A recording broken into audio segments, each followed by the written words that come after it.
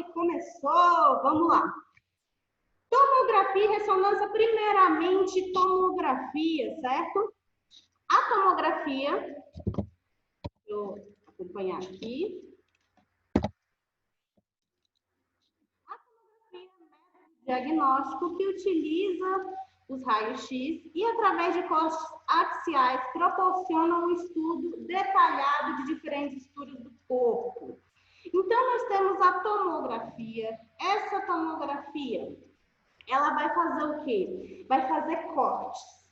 Através de radiação ionizante, ela vai fazer cortes e vai montando uma imagem para você conseguir visualizar. Essa imagem ela vai passar para o computador e lá no computador que vocês vão mexer nessa imagem, tá? Ele vai vir em uma direção somente e lá no computador você mexe, coloca do jeito que você quiser, coloca mais escuro, mais claro. A gente vai ver esses termos lá na frente. Coloca a imagem mais clara, coloca a imagem mais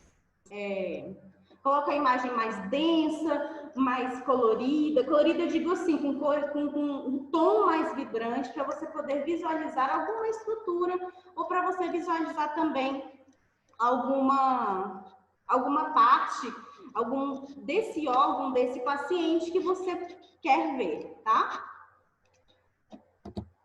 Vamos lá? Bom, proporciona imagens em cortes anatômicos em plano axial, coronal e sagital, usando um computador complexo e sistema mecânico de imagens. Avalia o indivíduo através de cortes anatômicos e secções.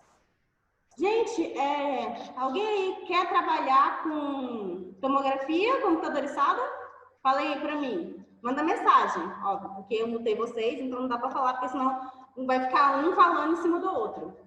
E aí eu digo para vocês, vocês querem trabalhar com tomografia computadorizada? João Pedro quer?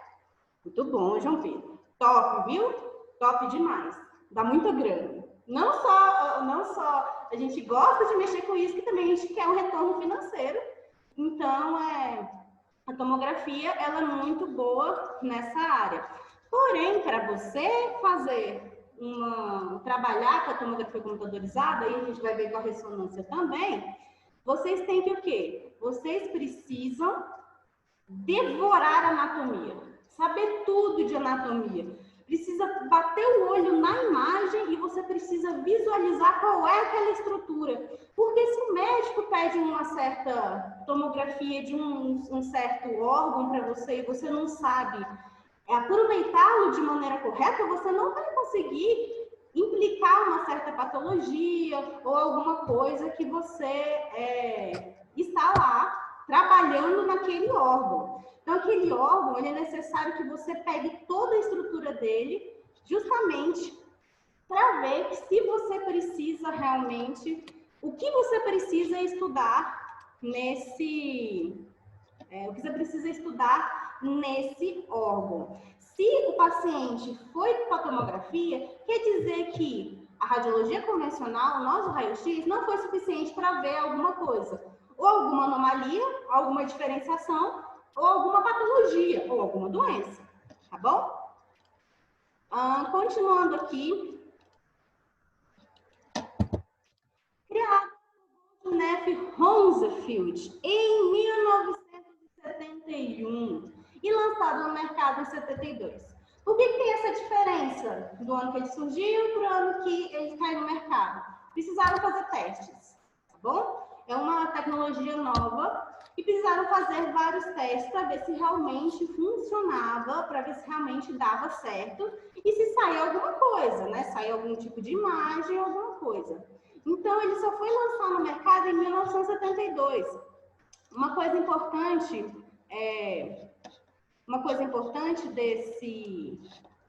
desse fato aí é que eu vou focar, né, nessa revisão, eu vou estar focada exatamente nos pontos que eu acho primordiais para vocês saberem executar a prova, tá?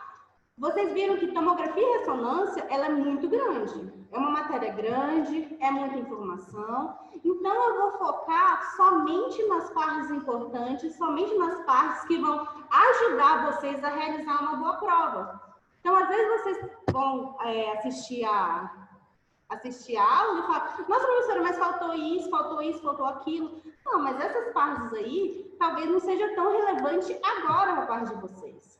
Quem quiser se especializar em tomografia e ressonância, vocês têm que fazer o quê? Tem que fazer um curso de aperfeiçoamento. Terminou o cursinho de vocês lá, fez os seus 2 anos de radiologia. É isso que eu quero fazer. Amei a tomografia. Vocês têm que fazer um curso de especialização. Por quê? Porque as empresas hoje em dia, elas estão cada vez mais rígidas e querem que você tenha algum tipo de experiência comprovada, tanto na tomografia como na ressonância, tá? Isso não só em curso técnico, mas isso também para a pessoa que faz faculdade. A pessoa que faz faculdade, se ela quiser trabalhar, ela vai ter que fazer uma pós-graduação em ressonância e tomografia. Continuando aqui, tomos é uma palavra grega que significa ver corte e grafia o estudo. Então, como eu falei para vocês, quando o paciente entra dentro da máquina, ele vai fazer um corte. Ele vai pegar, ó, cada pedacinho e vai formar a imagem para vocês. Cada pedacinho dentro do seu aparelho de computador. As primeiras imagens desse tipo foram realizadas a partir da superposição de várias aquisições de um objeto. Que diabo é isso? Quer dizer que eles foram pegando parte por parte, pedacinho por pedacinho, enviando para o computador e lá você conseguia fazer a visualização correta dessa estrutura, tá? Olha aí, o primeiro tomógrafo. Isso aí dava um trabalho, porque era muita radiação. Porque isso aí utiliza radiação ionizante, né? Vocês saibam, que é aquela radiação, a mesma radiação que a gente usa no raio-x convencional. Então, isso aí emitia muita radiação e a imagem era horrível. Assim, para a época, né? Conseguir ver partes moles, porque o raio-x você não consegue ver partes muito moles. Você vê o quê? Osso, você vê coisa densa. Lá aqui você conseguia ver um pouquinho da estruturazinha do coração, você via um pouco do estômago, essas coisas assim. Importante, primeira tomografia foi uma tomografia de crânio, tá?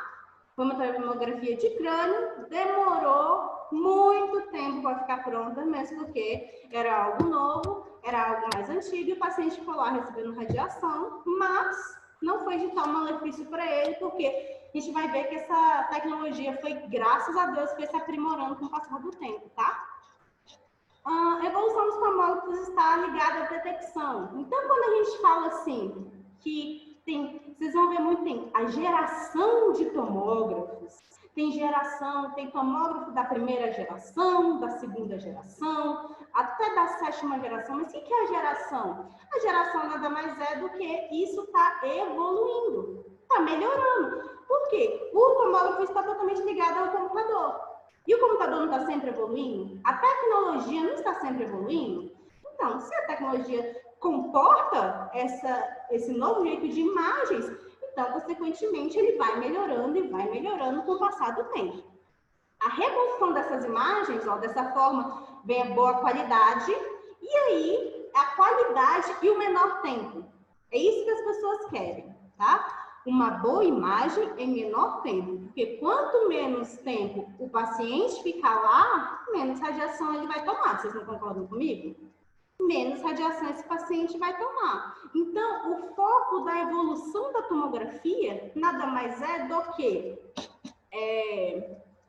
o tempo que diminui, tá? Desculpa que eu tô parando assim, porque tem gente entrando, eu tenho que clicar para o pessoal poder entrar, mas não liguem não. Que eu dou essas travadas de vez em quando que aparece para mim aqui que o aluno está entrando. Então, vamos lá.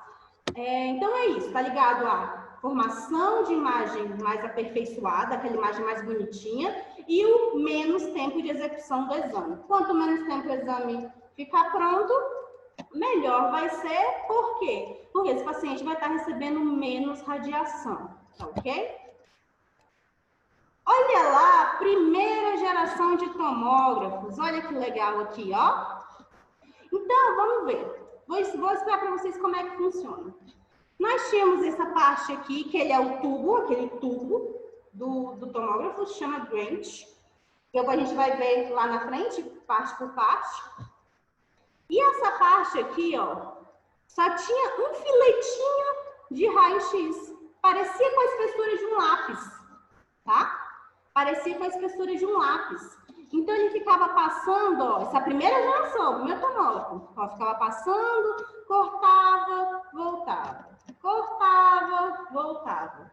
Isso até completar 180 graus. Então, ele ia fazer um cortezinho, voltava. Um cortezinho, voltava. Sabe quanto tempo isso demora? Esse tempo demorava mais ou menos horas para ficar pronto. Porque a cada partezinha ele só dava uma voltinha até completar 180. Então, para você fazer um estudo do crânio completo, por exemplo, para você estudar o crânio, que foi a primeira coisa que eles estudaram, foi o crânio, demorava cerca de 5 minutos por corte. Você sabe que a pessoa fica 5 minutos a cada corte? E são 180, hein? Dava 180 giradinhas. Então, ele ia, voltava, 5 minutos. Ia, voltava, 5 minutos. Haja radiação, o paciente saía de lá verde, tá? Então, essa foi a primeira geração de tomógrafos. Foi o primeiro, né? A gente tem que dar tem que entender, né? Mas ele tinha essa demora muito grande de completar o exame. Aí a segunda geração, olha, a segunda geração já não era mais um filetinho. O filetinho de feixe, de detecção, não era mais um, eram cerca de 30 mais ou menos. Olha, se tem mais detectores, a qualidade da imagem vai melhorar. Além da qualidade da imagem melhorar também, vai ficar mais rápido, ok? Ele fazia 180 graus, igual o outro. Mas se vocês perceberem aqui na imagem, olha, é em forma de leque, tá vendo? Passava, voltava, passava, voltava. Essa passadinha que ele dá, que a gente chama de corte, durava de 3 a 5 minutos o corte. Então, era menos. Já melhorou bastante. Olha aqui, ó. Então, fazia o leque, voltava, fazia o leque, voltava em menos tempo. E aqui tinha 30 filetinhos em forma de leque para poder varrer a estrutura do paciente. Tá bom? Terceira geração de tomógrafos. Agora, nós temos mais detectores. Quando tinha no outro? 30. Mais ou menos 30, 20, depende do fabricante. Esse aqui, nós temos agora 960 detectores. A professora não está entendendo o que é detectores. Gente, quanto mais detectores, quanto mais receptores tiver, mais imagens vai pegar por segundo. Então, eles instalar os detectores e vão pegar mais radiação e vai formar a imagem de uma forma melhor. Esse tempo que ele fazia um corte, que ele ia, voltava, é de 2 a 10 segundos. Olha, o outro demorava 5 minutos. Agora nós temos segundos, 2 a 10 segundos. Agora também, ele não faz o girar ele não gira mais em 180 graus. Ele gira em 360 graus. Então, ele nessa terceira geração, ele faz a volta completa no paciente, ok? Lembrando que muitos detectores, consequentemente, a imagem ficará melhor, consequentemente, demorará menos do paciente ficar lá exposto, tá? Quarta geração. Olha o seguinte, uma coisa que vocês têm que entender é que a quarta geração é um aprimoramento da terceira. Muda duas coisas. Primeiro, se nós lá na terceira geração nós tínhamos cerca de 900 até 1000, dependendo do fabricante de detectores, aí vão ter 4.800 detectores fixos. Nossa, muito detector. Sim, muito detector melhora na imagem. Ele fazia também 360 graus, mas tem um problema. Lá na terceira geração, ele dava a volta no paciente, fazia 360 graus, só que ele não passava, porque tinha cabo. Então, ele voltava, e depois ia de novo, porque aqui tinha um cabo, então ele não conseguia passar. Aí, na quarta geração, ele consegue fazer de forma contínua, tá? Ele consegue ir e dar a volta sem parar. Então, se ele está dando essa volta sem parar, ele consegue fazer com que a imagem seja bem mais definida e demore bem menos, porque ele não precisa voltar. O tempo de varredura dela era de 3 a 5 segundos, também era uma coisa muito rápida em cada corte. Só que é o seguinte, esse tomógrafo dessa geração, ele era muito caro, entende? Ele era um tomógrafo caro, e aí os donos das clínicas e hospitais, eles preferiam aderir aos tomógrafos de terceira geração. Por quê? Era parecido, a qualidade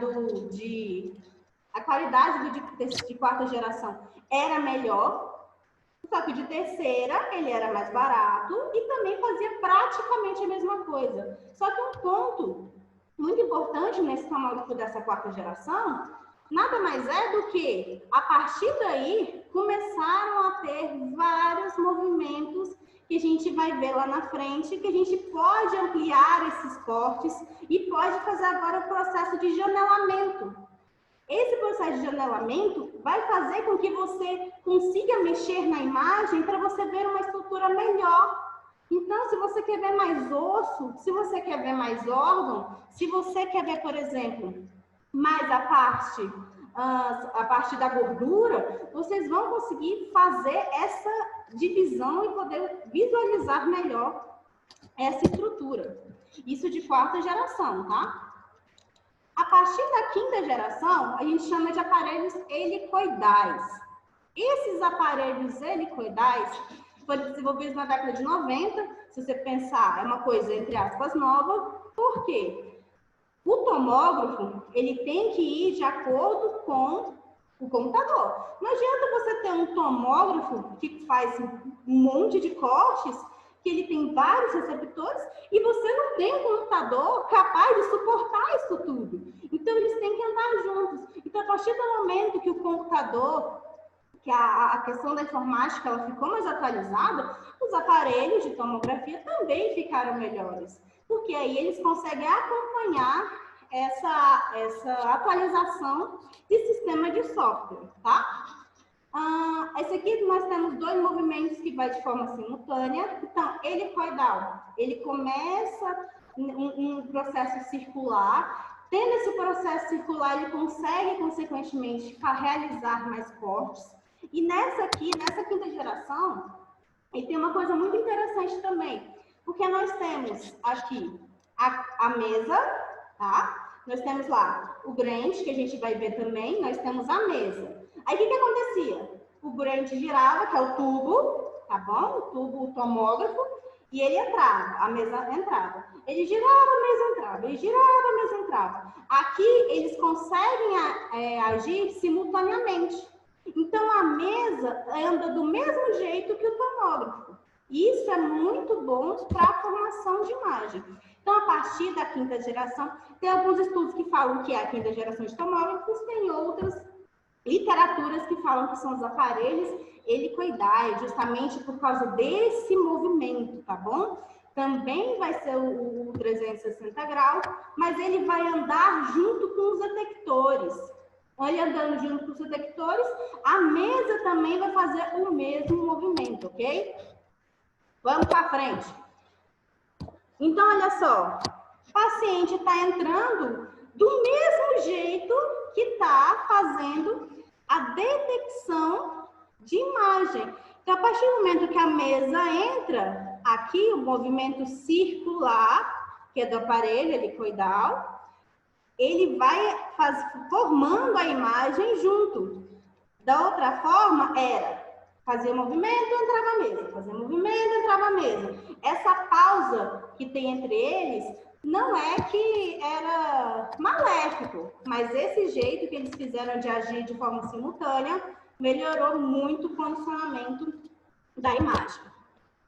A partir da sexta geração, nós temos os aparelhos multislice, ou seja, nós tínhamos aqui, na parede helicoidal, nós tínhamos diminuiu a exposição do paciente à radiação, todas essas gerações estão diminuindo o tempo de exposição do paciente. Se está diminuindo o tempo de exposição, isso aí e não está interferindo na qualidade da imagem, isso aí é totalmente benéfico, porque você consegue fazer exames de forma mais rápida. Então, olha só, aumento da capacidade de detectar pequenas lesões, diminuição de artefatos, a gente vai falar sobre os artefatos também, aumento da velocidade de escaneamento e rapidez na obtenção de imagem. Olha só o exemplo dos cortes aqui. Aqui são 4 cortes, aqui são 10 cortes, aqui são 16 cortes. A partir daqui também, nós temos os famosos canais, né, que a gente fala, os canais de tomografia. Esses canais de tomografia, quanto mais canais uma máquina tem, quer dizer que mais realizará esses cortes por segundo. Então, as máquinas de hoje em dia, elas todas são multi-slice, então nós temos da 6ª até a 7ª geração. A 7ª geração, desculpa estar parando assim, porque o povo está entrando, aí eu dou uma parada aqui. Então, a 7ª geração, que são esses tomógrafos, são aqueles que também são focados mais para tipos específicos de exame. Por exemplo, na parte da odontologia, também tomografia na parte da mamografia, são aqueles mais focados em tipos específicos de exame. Então, a partir daí, você vai ver uma melhora muito grande na parte de obtenção de imagem, na parte de reconstrução de imagem e na parte de você poder mexer melhor, exatamente porque tem mais cortes, porque tem mais material para você poder trabalhar. Aqui tem a diferençazinha, ó, do helicoidal versus o multi-slice. Aqui ele pegava só o espaço de 30 centímetros, aqui ele já pega 60, tá? Vamos para frente. Depois se teve também o tomógrafo PET-CT, que é um tomógrafo híbrido, é um aparelho híbrido. Ele trabalha com... Ixi, deixa eu voltar. Ele trabalha com tomografia, tá? A tomografia é pósitrons, tá, gente? Tá aqui errado. Tomografia por emissão de pósitrons, ou seja, vai mesclar entre a tomografia e a medicina nuclear. Ele vai utilizar um radioisótopo, que é um elemento radioativo. Por que a gente utilizava na tomografia? Radiação ionizante. Do mesmo jeito que a gente usa lá na radiologia convencional, estava aí, ok? A mesma radiação. Agora é a radiação natural, é o elemento radioativo, que chama de radioisótopo. Então, ele utiliza isso para fazer a obtenção de imagem melhor e aqui poder, então, detectar melhor a estrutura a ser analisada. Então, ele é um aparelho híbrido. A maioria das clínicas hospitais estão adquirindo isso por ser mais em conta, não mais em conta por parte financeira, mas mais em conta que as pessoas estão procurando, os médicos estão solicitando mais esse recurso dentro da medicina nuclear, certo? Olha só, aqui está um exemplo, e eu vou passar bem rápido em alguns pontos, que não dá para falar tudo.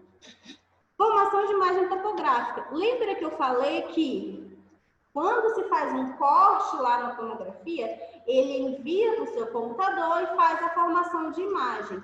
Essas imagens é por forma de quadradinhos, chama pixels. Então, quanto mais pixels tem, mais a imagem vai ser de boa qualidade, tá? Então, quando a gente fala lá da geração multi-slice, que foi a última geração, ele vai fazer um 360 na estrutura. Então, ele vai pegar toda a informação da estrutura e vai jogar no seu computador e vai formando, por exemplo, o crânio. Então, pegou cada pedacinho do crânio e vai se formando de forma contínua. Por exemplo, você pega uma foto, você tira uma foto, se você dá zoom nessa foto, quanto mais você dá zoom, mais a foto perde a sua qualidade. Por quê? Porque os pixels vão ficando maiores. É a mesma história daqui. Quanto menor os pixels, ou seja, quanto maior for a varredura dessa estrutura, melhor você vai conseguir visualizá-la no seu computador. Beleza? Aqui o exemplo, ó. Vai formando quadradinho por quadradinho até formar a sua imagem completa. Nós temos aqui matriz, tá bom? A matriz, que é o conjunto de pixels arranjado, que é o conjunto de todos esses pixels. Vai formando um monte de quadradinho até fazer a resolução da imagem, que se chama matriz, ok? Nós temos o FOV. O FOV é o campo de visão da imagem. Então, olha só, o paciente está deitado aqui, ó. Eu quero ver só essa estrutura do paciente. Quero ver só essa estrutura aqui. Então, o meu FOV, o meu campo de visão, vai ser só isso aqui, ó. Tá vendo? Aqui vai ser só isso aqui vai ser só isso aqui, beleza?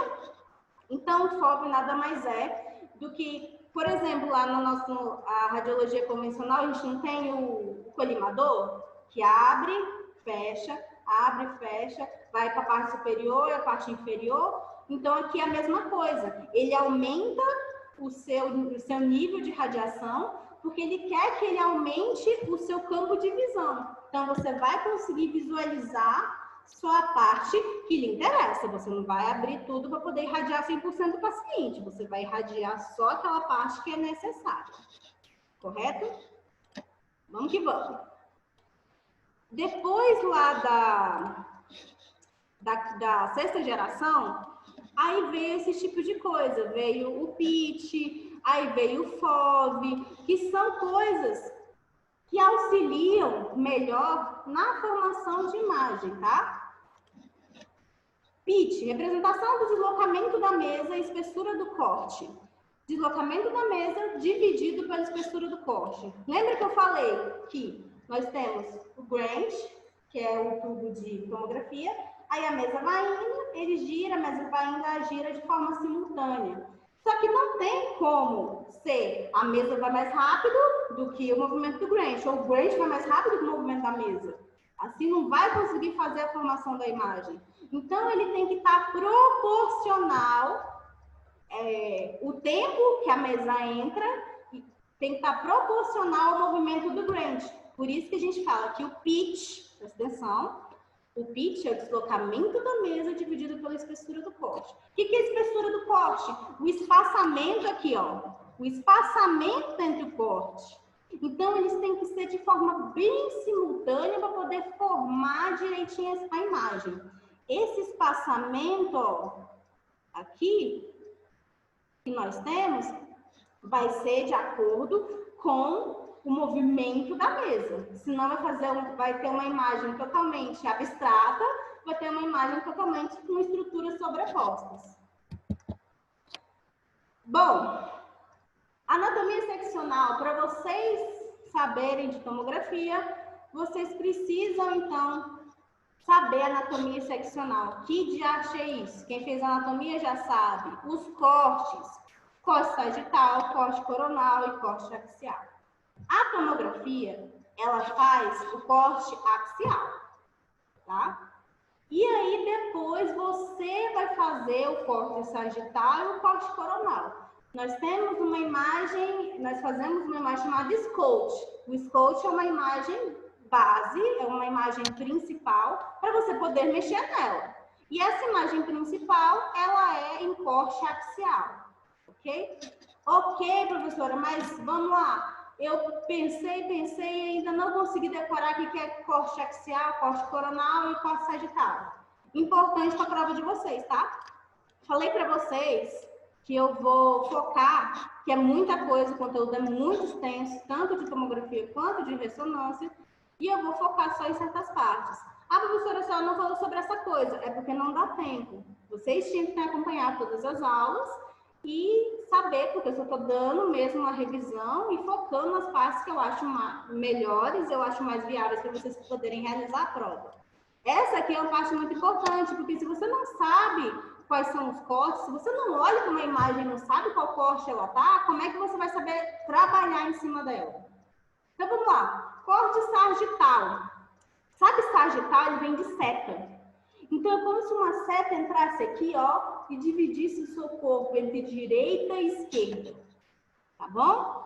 Já bota aí já bota aí para vocês saberem a dica. Então, o plano sagital vai dividir o seu corpo entre direita e esquerda. É uma seta. É o seu corpo? Não, não é só o seu corpo, é a estrutura. Vai dividir a sua mão entre direita e esquerda, o seu crânio entre parte direita e parte esquerda. É a estrutura total dela. Corte coronal. O corte coronal, ele vai dividir o seu objeto de estudo entre parte anterior e parte posterior. Como assim? O coronal vem de coronale, vem de coroa. Já viram aquelas tiarinha de princesa que vocês dão para a filha de vocês, para a sobrinha, que pega aqui uma coroinha? Então, pensa nessa coroinha. O corte coronal vai dividir entre parte anterior e posterior, entre a minha frente e atrás. Tá ok? Isso é plano coronal. Se vocês pegarem essas palavras, vocês lembram melhor. E plano axial vem do axiale. Significa meio, tá? O meio, então, vai dividir a estrutura em parte superior e parte inferior. Se pegar o corpo aqui, vai dividir entre parte de cima e parte de baixo. Se pegar a mão, vai dividir parte superior e parte inferior. O crânio, parte superior e parte inferior. O abdômen, que a gente faz estudo do abdômen. A gente faz estudo do abdômen, parte superior e parte inferior. Ou abdômen total, você pega o abdômen por completo, ok? Olha só. Como eu falei, nós temos aqui plano coronal, que pega aqui. Lembra de coroa? Pega aqui. Divide meu corpo entre anterior e posterior. Você pega aqui sagital, é uma seta, vai pegar você no meio. Então, se ele divide você no meio, vai dividir entre direita e esquerda. E plano axial, vai cortar você pela metade, vai cortar a estrutura pela metade. Então, esse plano axial vai dividir entre parte superior e parte inferior. Lembrando que tomografia, o scout, que é a primeira imagem que você vai fazer, ele é em corte axial. A gente vai ver as imagens aqui, tá bom? Olha só que bonitinho. Pulmão. Isso aqui é corte o quê? Cadê o povo do chat? Eita! Corte axial, meu povo, aqui, ó. Estão conseguindo ver o corte axial? Ó? Pegou e dividiu no meio. Nós temos aqui toda a estrutura do pulmão. Olha aqui, nós temos a vértebra torácica, nós temos aqui o ápice do pulmão, nós temos aqui desculpa. Nós temos aqui toda a parte do pulmão, nós temos aqui o tronco pulmonar, nós temos aqui os alvéolos. Tem alguém no chat? Isso, são as três formas que o pessoal está falando aqui no chat, né? Axial, coronal e sagital. Essa parte aqui é qual? A coronal, justamente. Pegou e cortou a parte entre anterior e posterior. Aqui a gente consegue ver a ramificação dos bronquílios, aqui a gente também consegue, mas aqui a gente vê mais o espaçamento da árvore brônquia. Aqui nós vemos a separação com o diafragma, nós vemos um pouco das nossas costelas, tá? Coisa que a gente não consegue visualizar aqui. Porque a gente não consegue visualizar aqui. Aqui tem uma vértebra, tá vendo? Aqui a gente não consegue ver essa vértebra mais. E aqui nós temos corte sagital. Dividiu no meio entre direita e esquerda. Aqui nós temos a coluna torácica, chamada coluna dorsal. Aqui nós temos a parte do pulmão em si, só que ele está de ladinho, está de perfil, ou seja, está em corte sagital. Diferença na tomografia dos seguintes cortes. O Grant, estrutura principal do equipamento na tomografia, é o tubo de raio-x. Sistemas elétricos que possibilitam a radiação em conjunto de detectores na parte externa, localiza-se de comandos da mesa e inclinar o próprio Grant, além do sistema de laser do paciente. Então, esse aqui é o Grant, é o nosso tomógrafo, tá? É a parte do tomógrafo sem a mesa, tá? É aqui onde terá o unito de detector, aqui onde vai ter a ampola de raio-x, que é aquele procedimento de esquentar a ampola de raio-x, e vai fazer a formação de elétrons para ter a radiação ionizante, tá bom?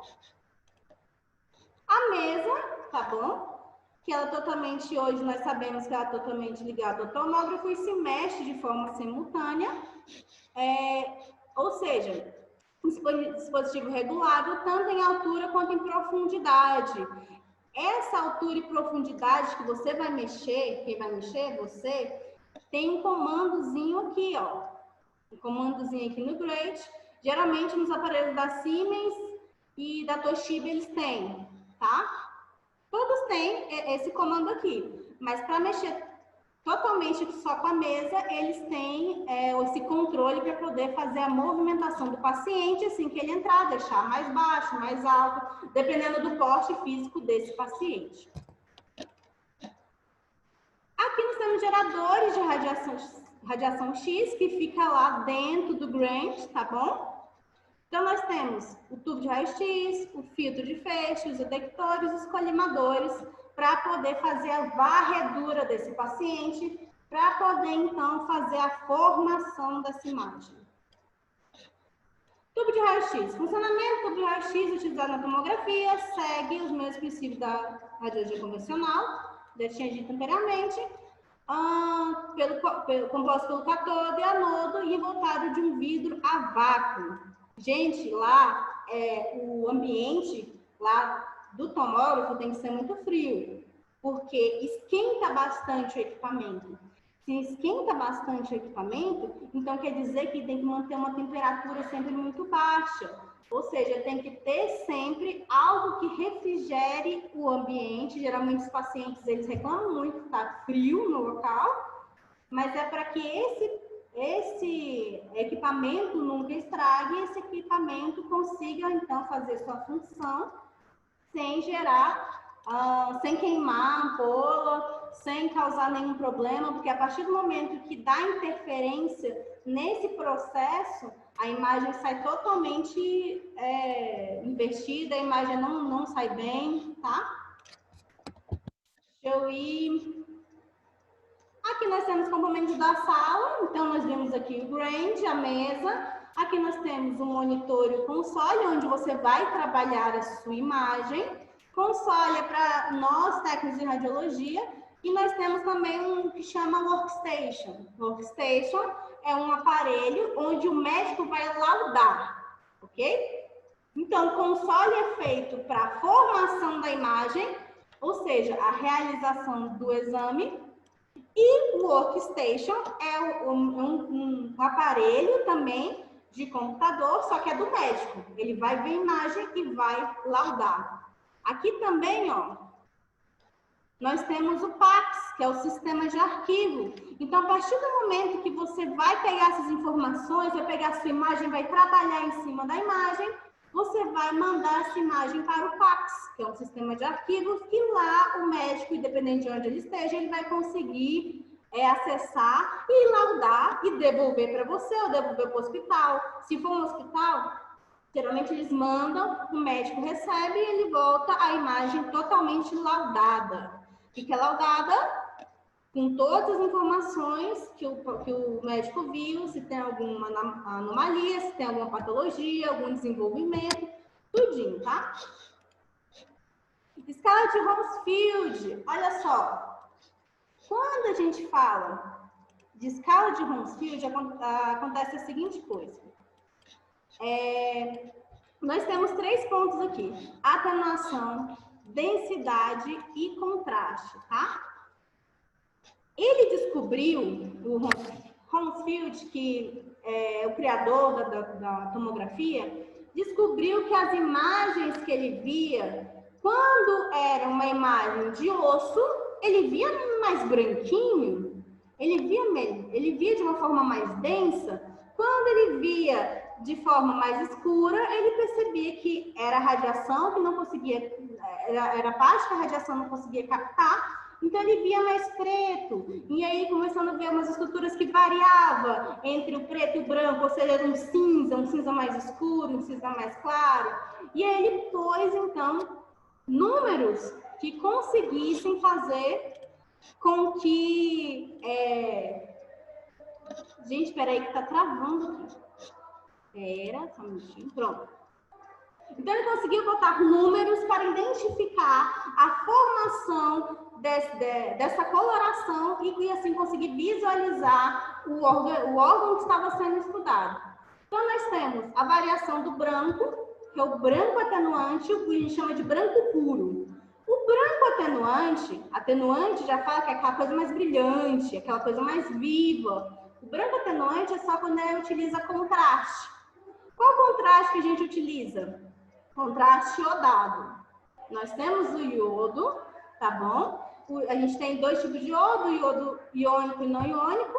Geralmente eles usam iodo não iônico, porque é o iodo mais leve, é menos suscetível do paciente desenvolver algum tipo de alergia, algum tipo de incômodo, tá? Em cima, na realização desse exame. Então, esse branco atenuante, quando brilha, independente do órgão, quando brilha é porque tem algum tipo de contraste. A variação do cinza de cinza escuro, cinza claro, vai depender do organismo, do órgão que está sendo estudado. Se o órgão for mais denso, ele vai tender mais por cinza escuro. Se ele for um órgão menos denso, ele vai tender mais para o cinza claro, ok? Gordura. A gordura do nosso organismo, nosso tecido adiposo, ele tende mais para o preto, porque ele é muito denso. Então, se você vê uma parte preta no seu exame, se for um preto bem purinho, bem lisinho, é ar, tá? Se for um preto mais fosco, aí nós temos, então, um indício de gordura local. Essa aqui é o quadrinho da escala, que ele pegou essas numerações e conseguiu aplicar dentro do exame para poder identificar as partes moles e as partes densas. Aqui nós temos, que eu falei para você, meio de contraste, chama branco brilhante, osso denso, branco puríssimo, o ar vai ser, parte mole? Ah, sim, o ar dentro de partes moles. Tem o cinza médio e a gordura mais escura e o ar totalmente preto. Esses são os valores de atenuação. Na prova de vocês vai ter imagem, então vocês prestem atenção nessa variação aqui, de preto, de cinza, de branco atenuante, para poder identificar qual é o órgão que vocês estão visualizando, tá? Janelas em tomografia. Vamos lá. Como é que funciona as janelas de tomografia? Gente, as janelas de tomografia nada mais são do que um procedimento que vai permitir com que você mexa na sua imagem e você consiga decidir qual é a parte mais importante, a estrutura principal que você quer visualizar. Você quer ver o que na sua imagem? Você quer ver osso?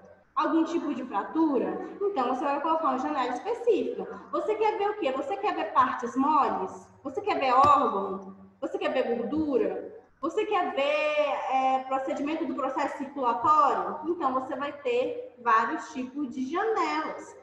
Não tem na radiologia convencional, quando a gente pega imagem e deixa um pouco mais escuro, um pouco mais claro, a gente consegue fazer isso? Na tomografia é a mesma coisa. Alguns tomógrafos vêm com essas janelas específicas. Tem a janelinha lá, você clica e a imagem converte. Mas a maioria dos tomógrafos, você tem que mexer, você tem que fazer esse chamado janelamento, tá? Você vai fazer com que você vai fazer com que o órgão que você quer visualizar, a estrutura que você quer visualizar, esteja mais visível. Então, essa parte nós chamamos de janelas ou janelamentos. Aqui, numa janela define-se a abertura da mesma, a qual será o número máximo de tom de cinza de valor numérico na escala, né? De branco ou preto. O uso diferente de janelas permite o exemplo dos estudos de ossos em distinção entre cortical e medula óssea, por exemplo. Antigamente, gente, meados de 2002, 2001, mais ou menos isso. A gente utilizava, 2002 não, 2002 mais ou menos, 2002, 2003, a gente utilizava o quê? Os médicos estavam preferindo as chamadas janelas de partes moles. Porque eles falavam assim, se for para ver osso, eu uso o raio-x. Já que eu não quero ver osso, eu quero ver só as partes moles. Só que foram vendo vários artigos científicos, várias pessoas, cientistas, estudiosos, que falavam que a janela óssea, vou mostrar para vocês aqui, a janela que você pega para ver osso, é tão importante quanto quando a gente vai fazer a análise. Então, a imagem que nós tínhamos, geralmente é feita dois janelamentos, janelamento ósseo e janelamento de partes moles, para você conseguir distinguir e visualizar, especialmente em caso de fratura. Mas se a fratura óssea, por exemplo, você vai ver só a parte do osso? Não, porque quando você quebra um osso, você tem uma fratura, uma lesão, um trauma, o osso ele vai empurrar alguma estrutura. Se não for uma fratura externa, ele vai empurrar alguma estrutura óssea, uma estrutura do seu corpo, algum órgão. Então, você precisa ver o que aquela fratura, o que aquela quebra ocasionou dentro do organismo da pessoa. Então, necessita também de partes moles e da parte óssea. Olha só. Aqui nós temos vários tipos de janelamento. Aqui nós vemos a parte do seio da face em plano. Que plano é esse? Vocês estudem os planos, tá? Eu dei uma bisoiada na prova e tem planos. Tem planos de secção aí, planos anatômicos, coronal, sagital. Esse plano aqui é o quê? Olha o povo falando comigo. Sagital, muito bem. Sagital. Então, isso aqui... Conseguiu ver aqui, essa parte mais escura é o quê? Porque o nosso osso da frente, o nosso osso frontal é pneumático. Então, ele é bem suscetível a ar. Vamos lá, próximo. Essa estrutura aqui, ó. Corte o quê? Essa tá mole. É o corte principal da tomografia. Viu isso aí? É o corte principal. Axial. Beleza. Morreu. Esse aqui, esse janelamento de corte axial, que é o principal, aqui ele está com janelamento para a parte mole ou para a parte óssea? Você está vendo o que aí? Osso ou... Você está vendo osso ou parte mole? E aí, povo? Tá dormindo, é? Coisa feia. Depois vai tirar nota ruim na prova. Olha. Exatamente.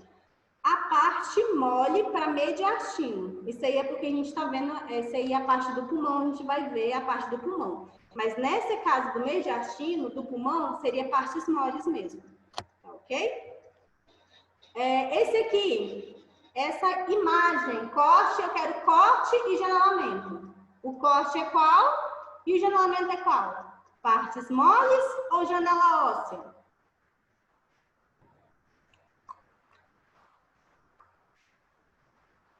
Essa parte aqui, corte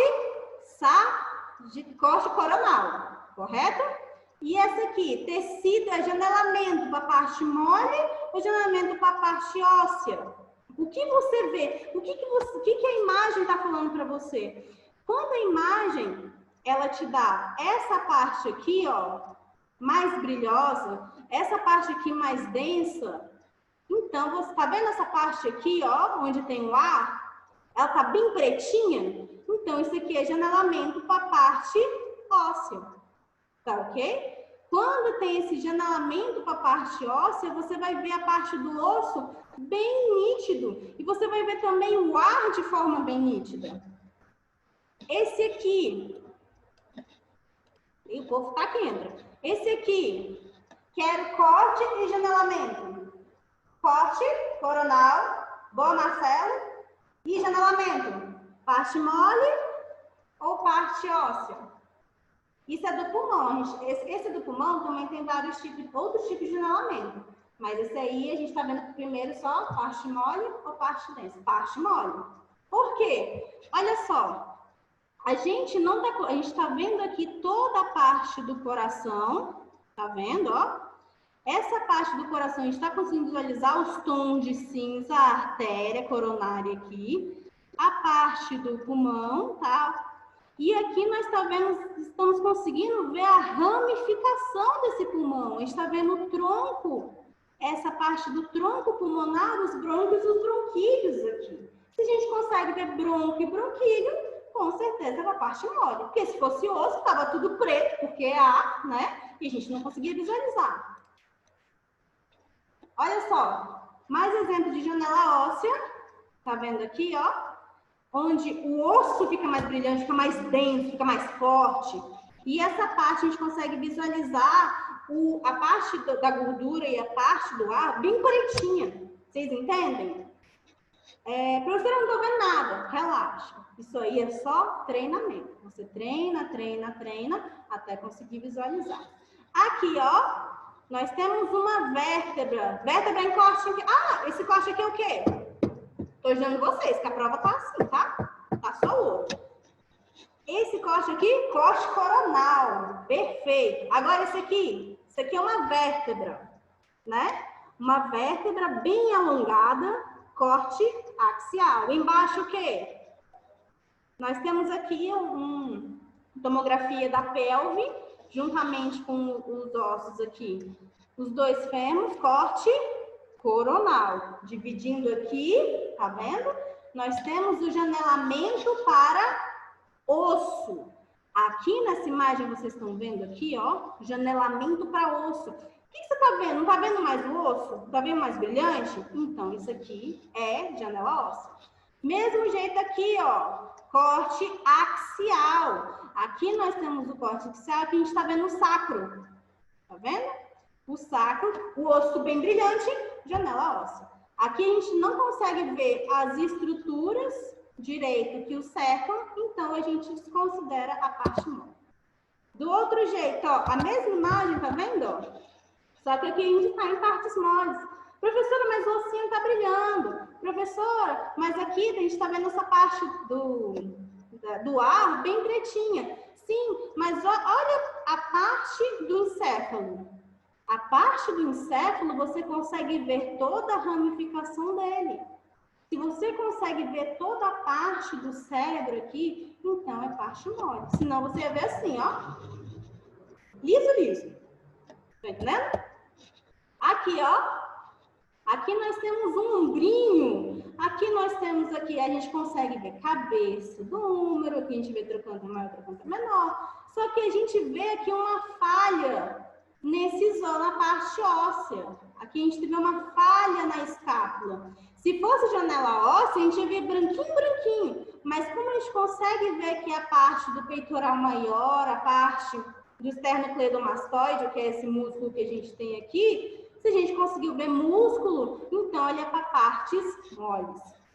Aqui, corte coronal, abdômen de parte inferior. Aqui a gente está vendo toda a estrutura do abdômen, a gente vê a bexiga, a gente vê essa parte aqui, ó.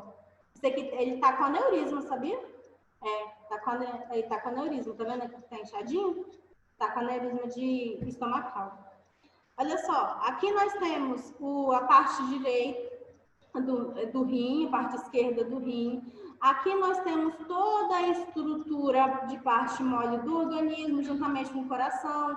Aqui nós temos a parte do pulmão, que é a parte...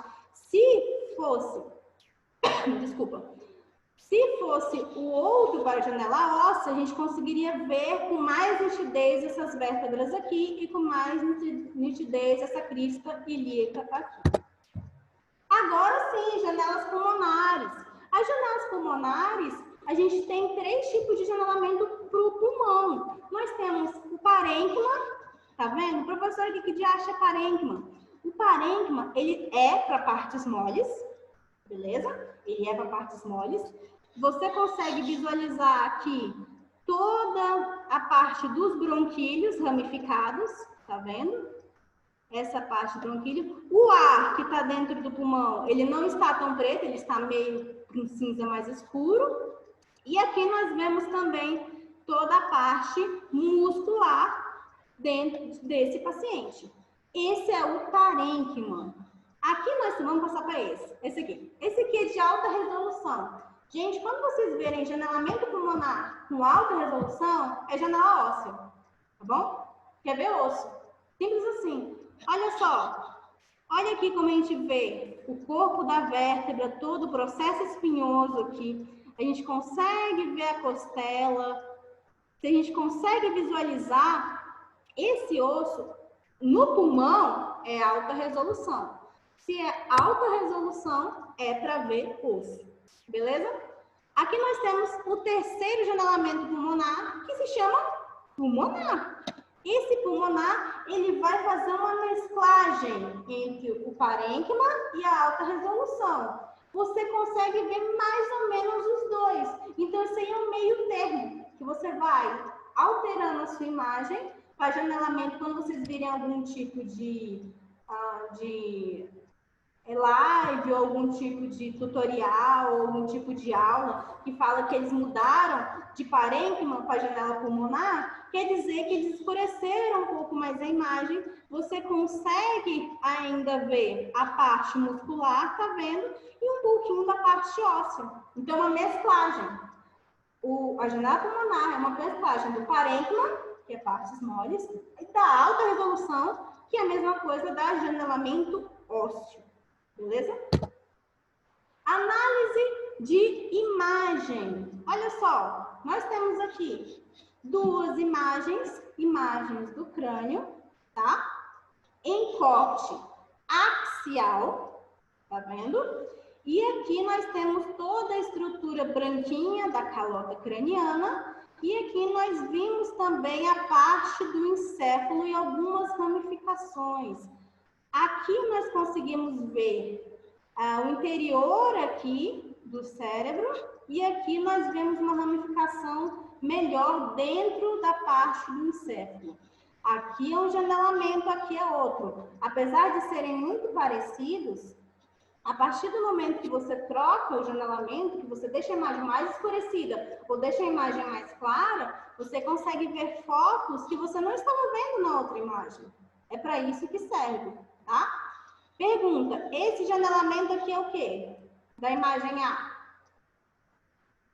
Qual é o janelamento? Lembra que esse aqui é crânio, aquele que eu falei do parênquima, pulmonar, alta resolução, é só de pulmão. Agora, esse aqui, de crânio, é o quê? A letra A. Ele é partes moles ou ele é para janela óssea? E o B, janela óssea ou ela é janela de partes moles? O povo responde? 5 segundos. 5, 4, 3, 2, 1. Marcelo respondeu.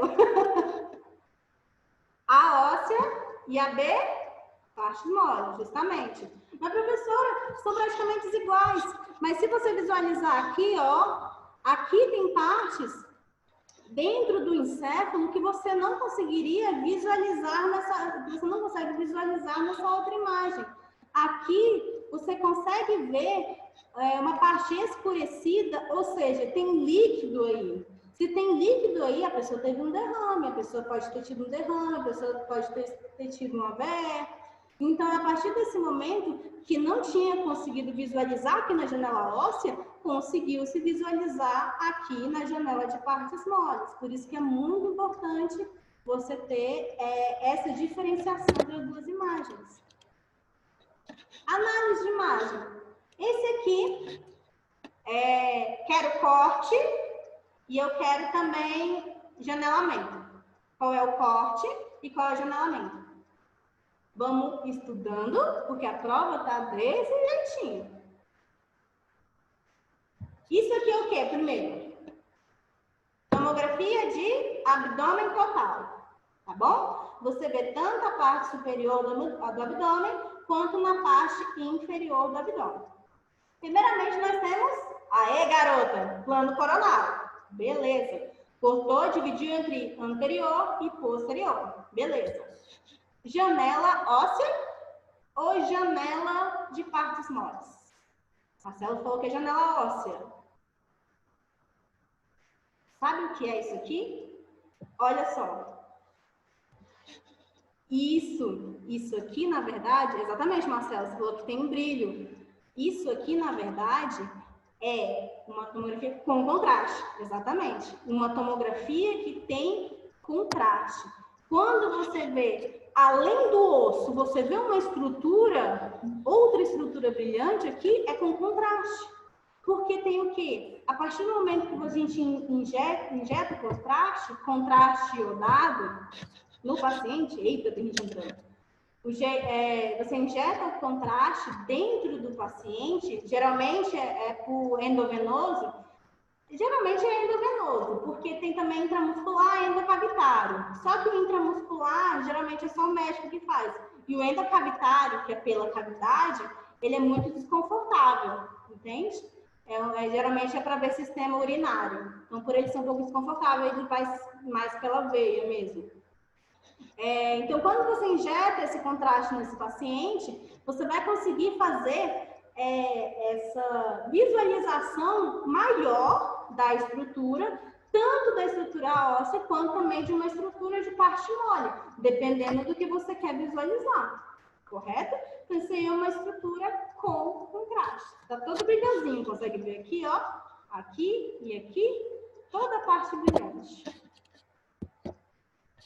Análise de imagem. O que é isso, meu Deus? Eu quero corte e janelamento, por gentileza. É um cotovelo. Tudo bem. Já falou da estrutura, é um cotovelo. Esse cotovelo tá bom? Tá certinho esse cotovelo? Tem problema nesse cotovelo, né? Corte sagital, correto. Janelamento para parte óssea ou janelamento para partes moles? Janelamento para... a gente está vendo o quê? Uma fratura aqui. Muito bem. Arrasou, Janaína. Arrasou.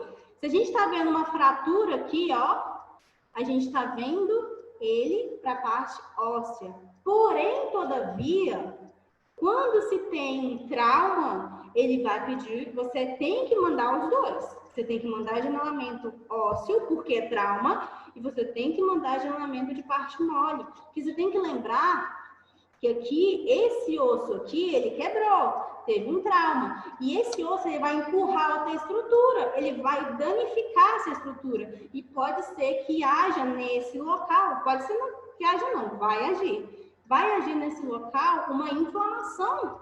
E tem que ver, a partir do momento aqui, se não vai fazer com que essa estrutura, no caso, essa estrutura aqui do braço, se essa estrutura, ela fique de um jeito que o paciente geralmente precisa tomar uma certa medicação para causar relaxamento muscular, ou se vai precisar só botar gesso, ou se vai precisar participar de uma cirurgia. Então, a partir do momento que o janelamento que tem um trauma, precisa fazer os dois janelamentos. Só com o janelamento de parte mole pode visualizar a hemorragia? Sim. Só com o janelamento de partes moles você consegue ver. Porque, é igual eu falei para você, quando se há um trauma, pode ser que tenha empurrar a estrutura, pode ser que tenha inflamação da estrutura, pode ser que cause uma hemorragia. Então, com janelamento de partes moles você consegue ver. Geralmente, quando você bota janelamento de parte óssea só, você consegue visualizar uma disfunção dentro do organismo. Por isso que é muito importante estudar anatomia, para você saber se os órgãos estão nas posições e nas suas formas corretas. Você consegue suspeitar que tem uma hemorragia lá, mas você só vai ver se tiver janelamento para partes moles, ok?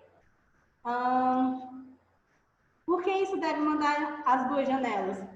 Por que isso deve mandar as duas janelas? Assim, o que acontece?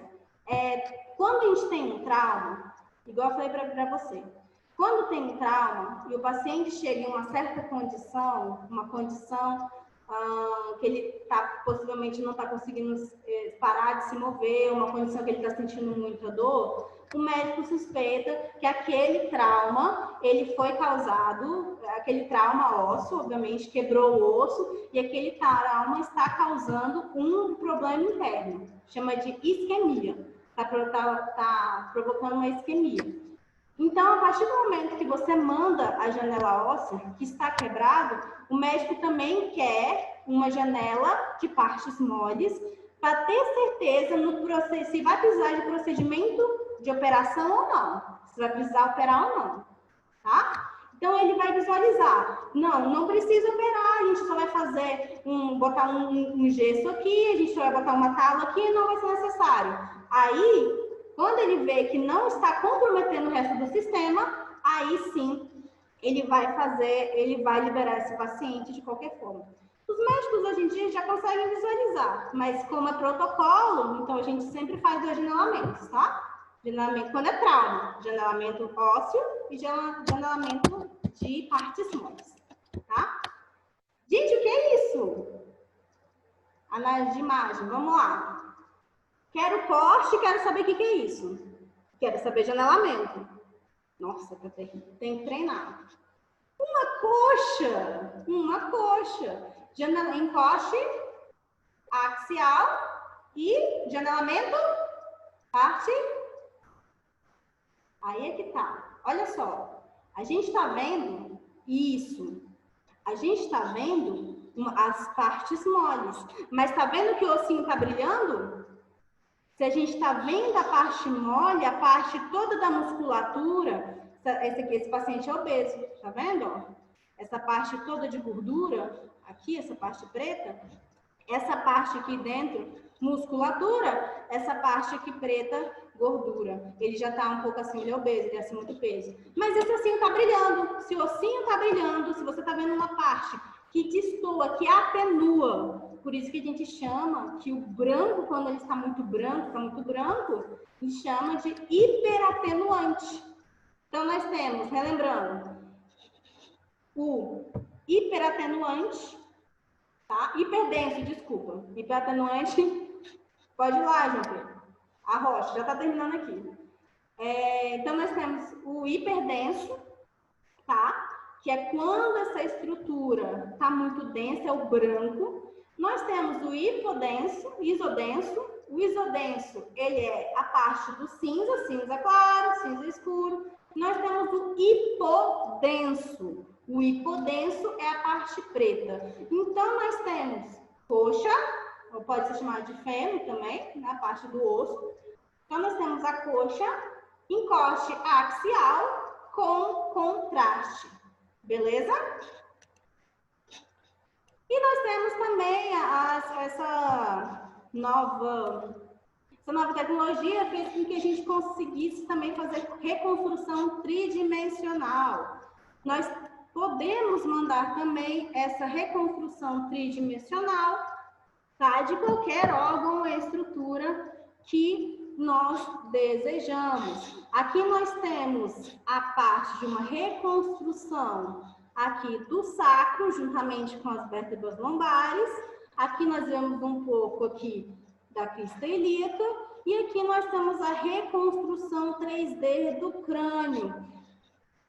Conseguimos ver a visão completa da estrutura do estudo, permitindo o diagnóstico mais preciso em diferentes ângulos. Precisa mandar 3D? Só se pedir. Ou só se for protocolo de clínica. Tem algumas clínicas que mandam, que mesmo o médico não pedindo, eles mandam o corte. O corte não, janela. Manda ou janela de parte mole ou janela de parte óssea e ainda manda algumas imagens, umas 6 imagens em 3D, tá? Os médicos, geralmente, eles não solicitam tanto o 3D, porque eles conseguem fazer a visualização, a reconstrução só nas imagens da parte óssea. Mas, às vezes, quando a clínica, quando o hospital, ele fornece essa opção, então, os técnicos, né, como protocolo da clínica ou protocolo do hospital, eles mandam essa reconstrução 3D. Só que não manda só 3D, você nunca manda só 3D. Você manda as imagens de corte de partes moles ou parte óssea, ou os dois, se for um caso de trauma, que a gente viu. A gente manda os 2 casos, mais umas 6 imagens, dependendo do tamanho da película, manda umas 6 até 4 imagens de uma reconstrução 3D, tá bom? É muito bom para observar também e é mais um complemento desse exame. Tipo de formação, aqui nós temos as 3 visualizações. Janela para partes moles. Professor, o osso está brilhando. Contraste. Se o osso está brilhando, você está vendo tanto a parte do osso quanto a parte de tecidos moles, é porque é janela para partes moles com contraste. Aqui uma reconstrução da mesma estrutura, só que em 3D, aqui em plano axial. Essa reconstrução, tá vendo? 3D. É uma imagem muito bonita, apesar de eu preferir mesmo essa imagem aqui, porque a gente consegue visualização das partes moles. E aqui nós temos agenelamento só para osso. A gente consegue delimitar todo o osso e a gente não consegue visualizar mais a estrutura que está entre ele. Se você não consegue visualizar essa estrutura, então não é agenelamento para parte mole, é agenelamento para osso, tá? Exames contrastados, como eu falei para vocês, tem que tomar muito cuidado. Vocês têm que sempre estar vocês têm que estar em comunhão com o pessoal da enfermagem. Por quê? Porque você tem que fazer com que ele explique para você, porque quem aplica, no caso, o iodo, é o pessoal da enfermagem. Aqui em Brasília, os técnicos de radiologia, eles não aplicam. A não ser que tenha alguma clínica ou hospital que adquire esse protocolo, mas que eu saiba, aqui em Brasília, técnico de radiologia não faz aplicação de iodo. Sabe onde é que faz? Em São Paulo e Rio de Janeiro. Já vi. Quando fui fazer minha pós-graduação lá, tinha uma parte, uma matéria, a parte, que eles davam a opção de você fazer a punção, né? Aprender a fazer punção. Justamente porque a empresa que vai te contratar, às vezes, não necessita contratar um técnico de enfermagem, quer que você mesmo faça a punção. E eu não acho muito legal, porque, assim, você tem que ficar prestando atenção no seu trabalho de reconstrução de imagem, tá? Você não tem que ficar prestando atenção no paciente a partir do momento que ele chega, aí você tem que fazer toda a assessoria. Você fazendo toda a assessoria para ele, fazendo a anamnésia, e aí aplicando esse contraste, explicando para ele, era o tempo que você está fazendo uma imagem com outro paciente, entendeu? Então, você tem que estar em total comunhão com da enfermagem. Por quê? Porque ele vai te explicar a situação desse paciente também. A partir do momento que esse paciente entrar na sua sala, você vai saber se ele é claustrofóbico, você vai descobrir se ele está sentindo desconforto, você vai descobrir se ele é um paciente inquieto, e você vai descobrir todo o perfil dele, porque o pessoal da enfermagem já fez anamnese, já conversou, já viu se ele é medroso, já viu se ele está tranquilo, entendeu? Às vezes o paciente chega muito nervoso porque ele está com uma suspeita de um tumor, por exemplo. Uma suspeita de suspeita de asma, ele tem crise asmática, ou ele tem suspeita de bronquite. Então, tem certas doenças, certas patologias que ele já chega muito nervoso. Então, o pessoal da enfermagem que tem esse primeiro contato vai te falar como é que ele está e você vai prestar atenção mais nesse paciente. Tem como largar o paciente lá, você entra aqui e bota ele na máquina e tá tudo certo. Desculpa. E tá tudo certo. Então, ele tem que perceber que ele está num ambiente seguro e para você poder fazer uma boa resolução de imagem, você precisa que ele colabore com você. A partir do momento que o paciente se mexe e aí você não consegue finalizar a sua imagem. Você imagina, do crânio, vai cortando, sem se mexer, vai sair do eixo, saindo do eixo, a sua imagem vai ficar tremida, vai ficar mexida, a gente vai ver também as formas que tem, que essa imagem ela não fica boa. Águida, fiz uma tomo e a enfermeira aplicou um contraste, realizou o exame bem. Muito bem, é a obrigação deles. Aplicar bem e fazer o exame bem. Tem que estar em total comunhão. A radiologia sempre tem que estar em total comunhão com a enfermagem. Senão, vai acontecer situações que você não esperava que aconteceria com você. O paciente sai correndo, o paciente falar que está muito quente, porque o contraste deixa quente, né, o local. que está muito quente, ele começa a se mexer e você não vai conseguir fazer seu trabalho nunca, tá? Paciente com função renal comprometida, níveis séricos de elevado de ureia, não deve ser submetido à injeção de contraste iodado, tá? Esses aí são alguns casos que vai ser falado na anamnese. O paciente vai chegar, vai ter a anamnese, vai ter o protocolo, ele vai assinar dizendo que ele é apto a fazer o exame, que ele sabe o que vai acontecer e ver se ele não tem nenhum tipo de reação alérgica ao iodo, tá bom? Próximo. Aqui um contraste, tá vendo? Lembra que foi do ossinho brilhando? Olha aqui, ó. Nós temos aqui uma série desses cortes de tomografia. Corte axial, aqui dessa vértebra lombar, aí vai cortando, vai descendo, vai descendo, vai descendo, até chegar aqui, ó, no sacro. E esse aqui foi a injeção de contraste. Nós temos aqui uma sequência, e essa sequência que nós temos, ela vai fazer com que a gente consiga visualizar a estrutura de forma correta e ver se não tem nenhuma fratura, ver se não tem nenhum tumor. A gente consegue ver tumor ósseo através da janela óssea, tá? Também. Então, para ver se não tem nenhuma anomalia, se não tem nenhuma patologia, e assim segue. A diferença, imagem sem contraste, imagem com contraste e a janela óssea. Tá vendo que na janela óssea a gente não consegue visualizar quase uma estrutura nenhuma sem ser osso mesmo? Então, tá aqui a diferença entre as três, tá? Artefatos na imagem de tomografia. O que é artefatos? Aquilo que vai interferir na sua imagem, que vai deixar a imagem feia. Você não vai mandar essa imagem, vai ter que repetir o exame.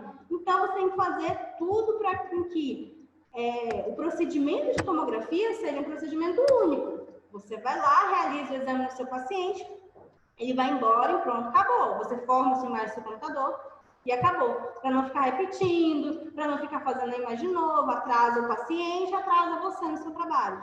Isso aqui é o que, ó? Um crânio, tá vendo? Isso aqui é o que? Mexeu. A pessoa fez assim. Então, aqui, esse fusco aqui que você vê, foi na hora que ele estava fazendo o corte e ele mexeu, a partir do momento que ele mexeu, viu como se fosse uma luz. Tá vendo aqui, ó? Mexeu, mexeu, mexeu. Isso aqui não é porque o paciente mexeu. Isso aqui, na verdade, porque o técnico ele não soube fazer o aprimoramento da imagem. Ou seja, ele colocou muita densidade numa parte que não era preciso. Aí dá isso também, tá vendo? Olha só, aqui mexeu, que eu falei para vocês, a parte da maxila e mandíbula. Aqui também não soube fazer, deu duplicidade, não soube fazer o aprimoramento da imagem. Essa imagem aqui que vocês estão vendo é uma imagem que ele não distinguiu se era agenelamento de parte óssea ou se era agenelamento de partes moles. Fazendo essa imagem aqui, você consegue visualizar que o erro foi do técnico, o erro não foi do paciente. Aqui, ó, aqui ele tinha um artefato. Isso aqui é a presilha e estava na parte inferior do crânio. Isso aqui é alguma coisa que dá interferência, que é uma presilha, alguma coisa de metal que o técnico fez com que o paciente não tirasse. E aqui deu um artefato metálico. No corte da bacia, da pelve, né? No outro, deixa eu ver. Esse aqui, tá falando? Esse aqui? Esse aqui não, o paciente mexeu. Tá vendo? E aí, quando mexe, aí fica o quê? Sobreposição. Uma estrutura sobrepõe a outra. Se uma estrutura sobrepõe a outra, o osso sobrepõe ele mesmo. E aí dá uma impressão realmente que é um artefato, mas não, esse aí ele mexeu mesmo. Prontinho, finalizamos, tá? A nossa parte de tomografia. Vamos dar um tempinho, tá? De 10 minutinhos só, 15 minutinhos. E aí, porque o Zoom também já vai fechar, porque o Zoom só não dá muito tempo ele não dá muito tempo de aula. Então, nós vamos dar um minutinho, porque eu vou entrar com a parte agora de ressonância magnética, beleza? Antes de eu fechar a sala, alguma pergunta? Tomografia primeiro, ressonância depois. Manda aí. Perguntas? Objeção? Estão almoçando? Meio-dia já, estão almoçando? Nadinha? Posso fechar a sala de bate-papo? Posso? Pode. Então, beleza, tá? Para não ficar segurando muito vocês, vou fechar a sala, vou mandar novamente, tá bom? O link, porque a gente não sei o que aconteceu, a gente não conseguiu manter o mesmo link. Vou mandar um novo link para vocês nos grupos, se vocês acessarem, para a gente ver agora a ressonância magnética, tá? Um beijo, até daqui a pouco. Vai lá tomar uma água, vai lá no banheiro e fui!